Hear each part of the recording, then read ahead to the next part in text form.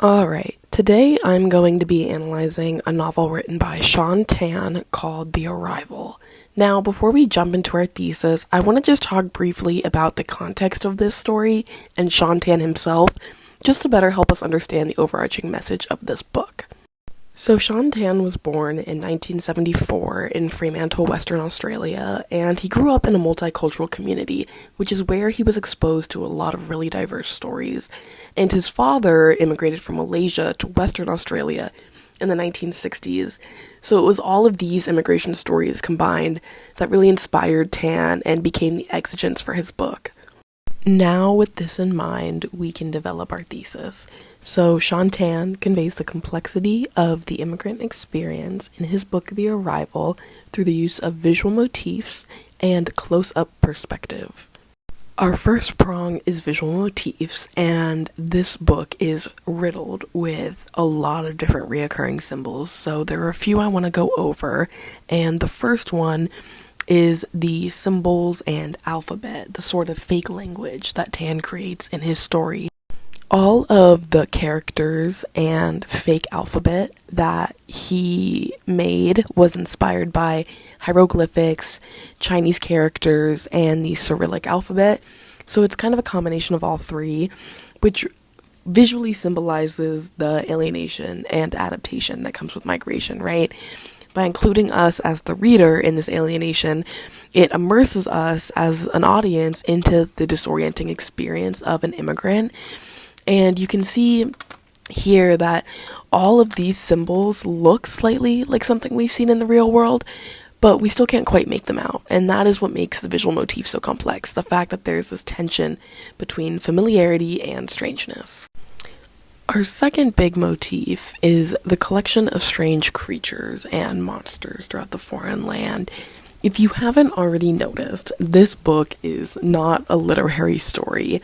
Tan creates a lot of magic realist fiction, so oftentimes his monsters are representative of kind of inner and emotional turmoil that consumes his main characters. At the start of the story, the creatures are drawn very large, very daunting, to sort of emphasize how all-consuming the unfamiliarity is for the protagonist. But as the tale develops, we get this wonderful companionship that blossoms between the main character and his little pet, the one that follows him around. So this can symbolize him becoming more comfortable in the new land. It could also just symbolize, kind of coexisting between two different species. If you wanted to connect it to the real world, it could maybe talk about, different races, different genders, different religions, different sexualities, just kind of breaking barriers and forming unlikely friendships.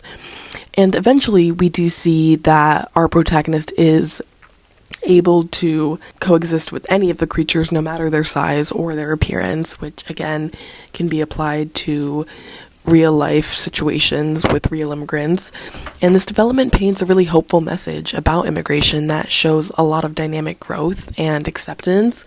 I think a big stereotype that can be associated with immigration sometimes is that you will face a lot of hate, you'll face a lot of negativity, but that traditional notion is challenged with these illustrations and with this motif of monsters and creatures by showing that you can confront those fears and you can face them and kind of recontextualize them into something that is good. The last visual motif I want to talk about is the color scheme. The use of yellow is very prevalent throughout this entire story, and I think the message is creating that feeling of belonging. It shows us that the protagonist finally understands his new home and that he's finally kind of become one of the city's citizens.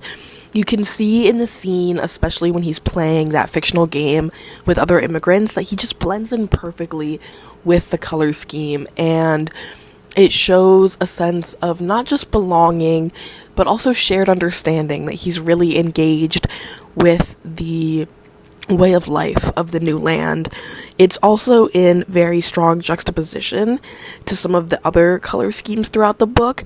There's a lot of strong grays and blacks for harder scenes that talk about a sad past or war, death, famine, sickness, just more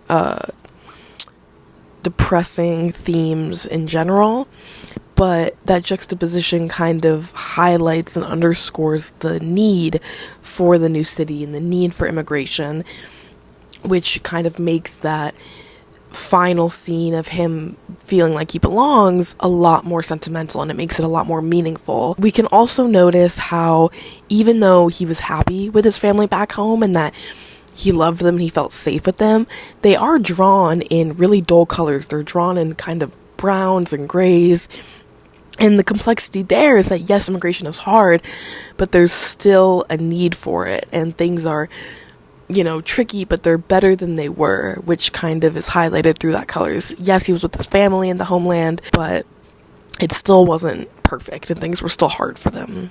Our second thesis prong is close-up perspective. You'll notice that Tan utilizes a lot of panel-by-panel movement, specifically when he's telling the story of certain people and characters.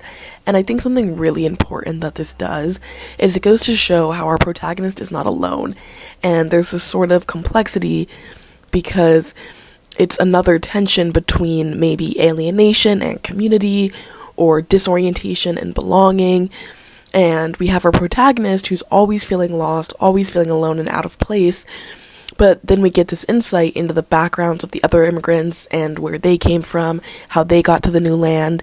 And there's this sort of shared understanding, which really contrasts that typical portrait of immigration.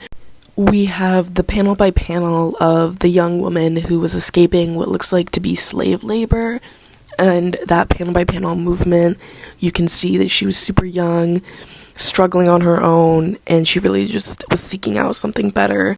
And then there is the older man as well. He was escaping what I'm gonna guess is maybe like some sort of dictatorship or some sort of corrupt government, and he escapes with his son. You can see that panel by panel movement of them running away, fleeing. There's, again, you can kind of tie in that color scheme I previously talked about, because there are those shades of gray and then that small hint of yellow, which is them maybe stepping into the future, stepping into a brighter, better place.